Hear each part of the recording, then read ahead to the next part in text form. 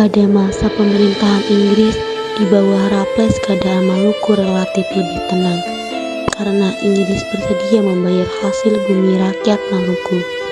Kegiatan kerja rodi mulai dikurangi, bahkan para pemuda Maluku juga diberi kesempatan untuk bekerja pada dinas angkatan perang Inggris.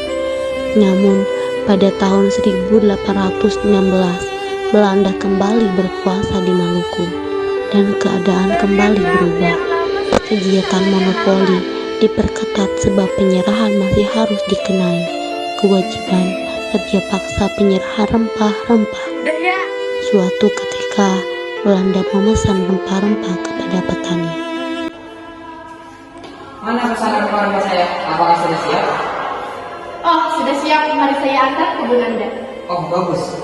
Ini bayarannya. Apa-apa ini? Bayaran aja belum ada setengahnya. Kamu benar-benar tidak menghargai. Kamu gak ikhlas, masih mending saya bayar. Ya, seperti itulah Belanda. Belanda tidak pernah mau bersedia membayar rempah-rempah yang dipesan dengan harga yang pantas. Padahal, orang-orang Maluku sudah berperan menyediakan rempah-rempah untuk kapal-kapal Belanda di Maluku. Hei, apakah rempah-rempah itu sudah siap? Ya, sudah siap. Saya sudah membawa semua rempah-rempah ke kapalmu. Baiklah, saya akan membawanya. Kamu ini membawanya begitu saja tanpa membayarku? Ya sudah, saya sedia apa aja. Saya akan sering membeli rempah-rempah kepadamu. Tetap saja, kalau begitu kamu tidak menghargai perjuanganku. Aku mau bekerja saja. Apa? Ya udah, saya bilang dulu kepada pemilik saya. Ya udah. Presiden Saparua Vandenberg menolak tuntutan para rakyat. Kejadian itu menyebabkan kebencian rakyat Maluku semakin menjadi-jadi. Menanggapi kondisi yang demikian, para tokoh dan pemuda Maluku melakukan serangkaian pertemuan rahasia di hutan Sapuru. Hei, rakyat Maluku, apakah kalian ingin diperlakukan enaknya oleh Belanda? Tentu saja kami semua tidak ingin diperlakukan seperti ini oleh Belanda. Sudah, jangan ribut, ibu tidak akan menyelesaikan masalah kita. Saya pergi.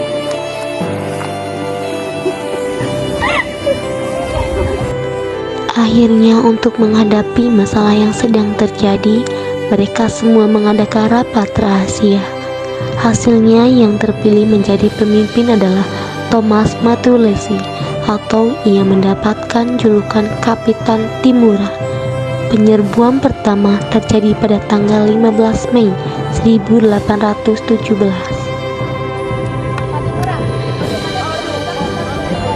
Ya, saya setuju. Besok kita akan menyerang Belanda. Baik, saya akan menyiapkan peralatan untuk menyerang Belanda besok.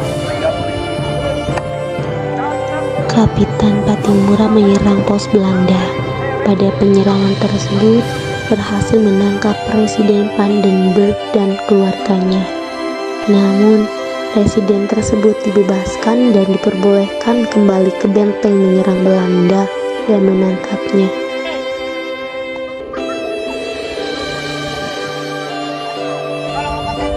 Oke, saya akan melepaskanmu. Tapi jika kamu memperlakukan rakyat Maluku seperti ini lagi, saya tidak akan memaafkan. Baiklah Pak Timura, tapi saya tidak akan janji. Apa kamu melepaskannya begitu saja? Tenang, ini masih perawalan.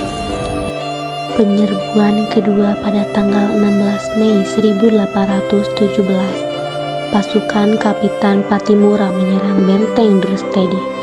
Benteng dapat dikuasai dan semua tentara Belanda ditangkap termasuk Presiden Vandenberg, istri dan anaknya tewas.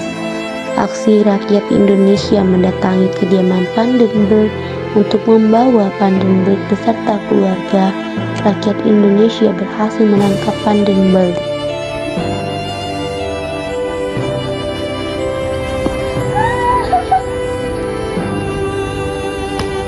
Merdeka!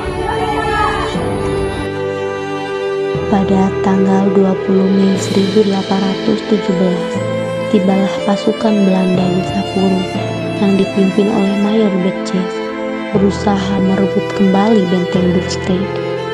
Rakyat Indonesia berkumpul dan membicarakan apapun perkara perang selesai. Lalu, tentara Belanda yang dipimpin Mayor Betjes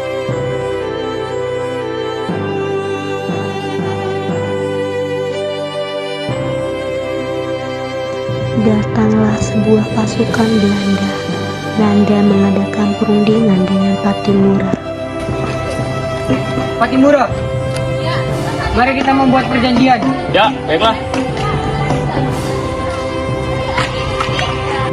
Akhirnya, Mayor Betjes bersama para tentaranya pergi meninggalkan benteng Dulstede. Keesokan harinya, dengan rasa marah, Mayor Betjes berebut kembali benteng Dulstede. Kapitan Pattimura melakukan perlawanan. Pasukan Belanda dapat dihancurkan dan Mayor Betjes mati tertembak. Selama 3 bulan, benteng itu dikuasai Kapitan Pattimura. Kapitan Pattimura, maukah kamu mengembalikan benteng kepada saya? Saya akan membayar kamu dengan 5 keping emas. Saya tidak akan mengembalikan benteng kepadamu, walaupun dibayar dengan 5 keping emas sekalipun. Aksi rakyat Indonesia lari meninggalkan benteng. Pattimura mundur, akhirnya Belanda dapat menguasai kembali benteng Dulstede. Serangan Belanda tersebut menyebabkan pasukan Pattimura semakin terdesak. Banyak darah yang jatuh ke tangan Belanda. Para pemimpinnya Pattimura Kebon, Thomas Patwai, Lukas Latumahina. Pattimura sendiri akhirnya tertangkap di Siri-Sri yang kemudian dibawa ke Sapuru. Aksi pasukan Belanda menangkap pasukan Indonesia. Benteng ini harus segera kita kosongkan. Ayo kita keluar.